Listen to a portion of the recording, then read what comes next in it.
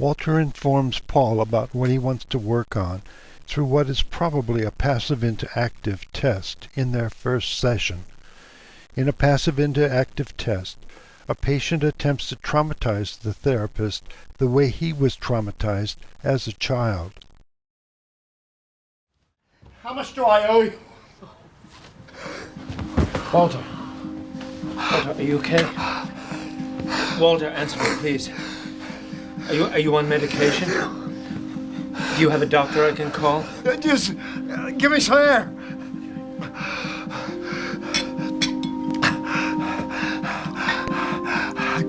Okay. I'm okay. You're okay, Walt. You're okay, Walt.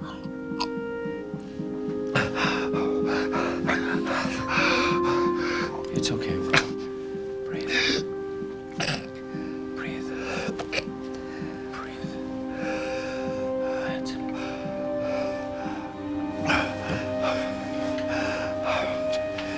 Okay.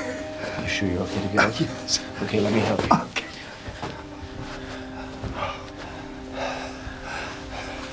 Feel okay? Yeah.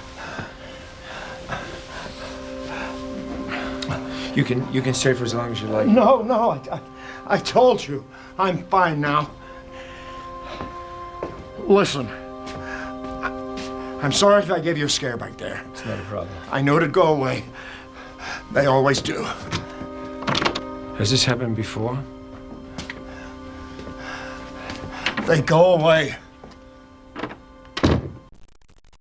If this was a passive into active test, it could mean that Walter's attacks recreate attacks his father once had. As it happens, Walter's attacks actually did start when he was a boy. I've had these since I was a kid. I'm used to them. From when you were a kid? Really? Off and on. Well, do you remember how old you were when you experienced your first one? 4 or 5, I guess. 4 or 5, that seems very young. No, right. 6. I had to be 6. I was already sleeping in my brother's room. Were you close with your brother? He died when I was a boy.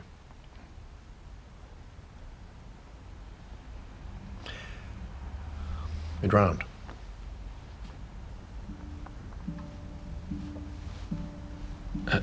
How did it happen?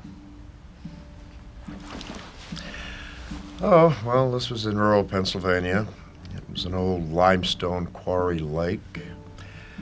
A swimming hole, really. 40-foot cliffs. It was a hot summer night. And what age was he? 16. Getting ready to go to college in the fall. Yale.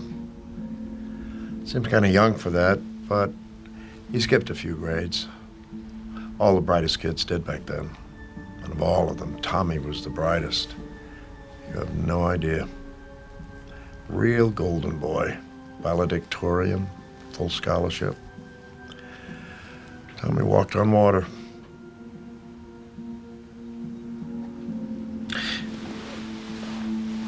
How was it for you when he died?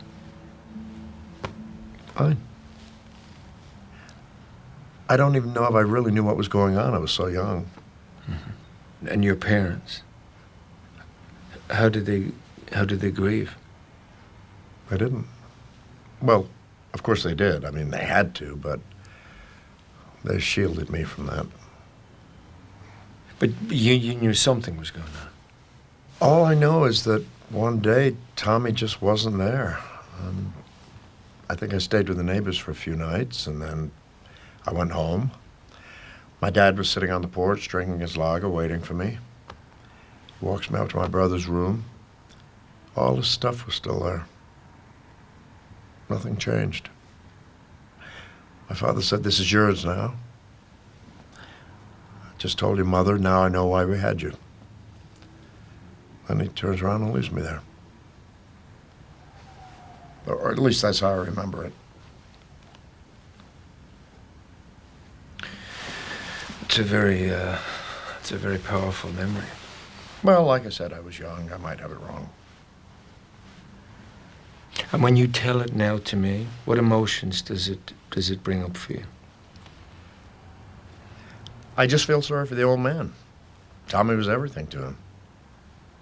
And your mother? How did she react? Her hair turned white.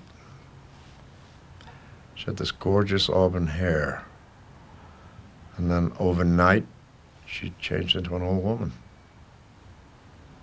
I thought she was a changeling for a while. That my real mother was trapped somewhere far away.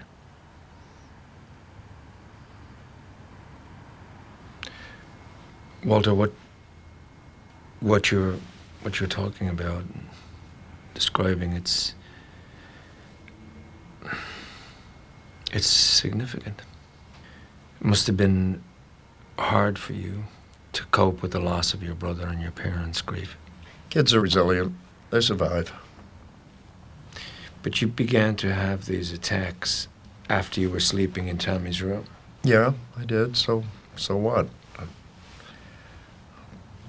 Like I said, they only occurred while I was sleeping. And what were they like back then?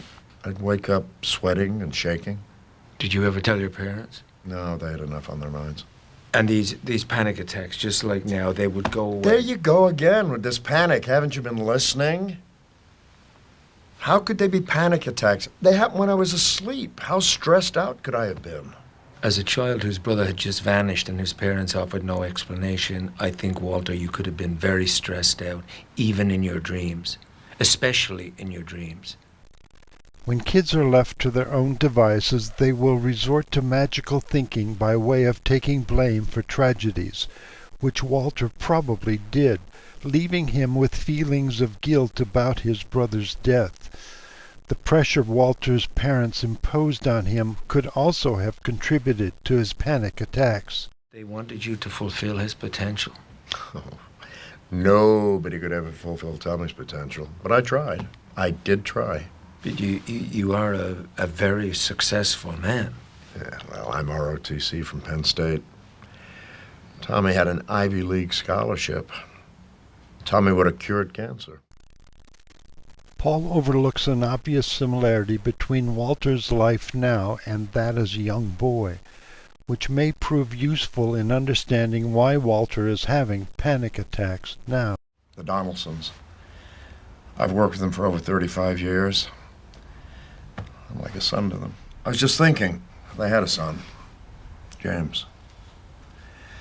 We were in the war together. Army Corps of Engineers. We tried to build bridges over there, helping people who were taking shots at us. When we got back to the States, I got my degree and he brought me into the company. If I'd looked out for him as much over here as we did for each other over there, he might still be around. What happened to him? He drove too fast. Walter is living through tumultuous times as someone's surviving son. Troubled times he feels guilty about causing.